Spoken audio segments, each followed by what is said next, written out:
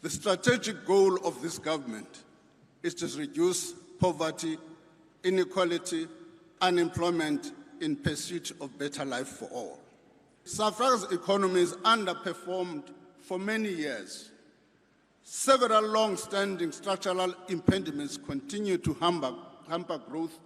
These include unreliable electricity supply, costly and inefficient ports and rail networks, crime and corruption, weak state capacity, and high levels of material concentration and barriers to entry that suppress the emergence and growth of small business. We now expect real GDP growth to be 1.9% in 2022, compared with an estimated 2.1% in February. Over the next 2 years, the economy is expected to grow at an average of 1.6%. This level of growth is too low to support our developmental goals. Accordingly, we must take action to put our economy on a higher growth trajectory. We are working closely with the presiding officers of Parliament to restore and rebuild Parliament. Over the medium-term expenditure framework, we have made allowances for approximately 2 billion for rebuilding of Parliament. Transnet is allocated 2.9 billion to ensure the return of out-of-service locomotives. Denel is allocated 3.4 billion to support recent progress made to stabilize the entity.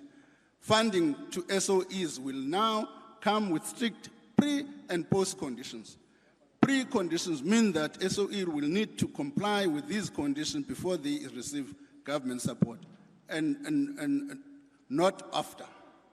Non-compliance to conditions means no funding. The Gauteng provincial government has agreed to contribute 30% to settling SANRAL's debt and interest obligations, while national government covers 70% of this.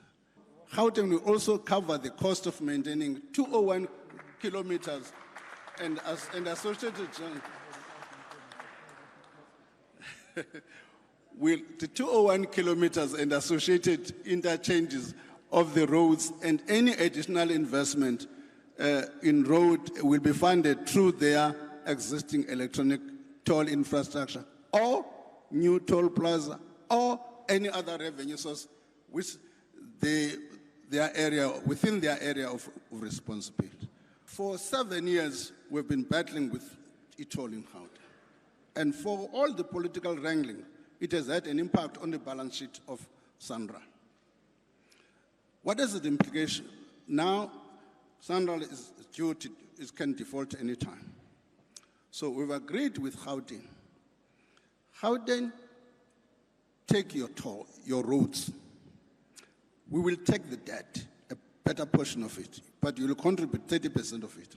If you decide to maintain the roads, you as Gauteng, you can either toll to get the maintenance, or you can, from your own revenue, do something about that.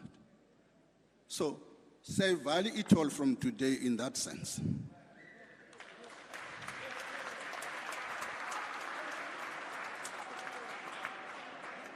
We cannot ignore the relation between democracy and the economy, and the relation between politics and inequality.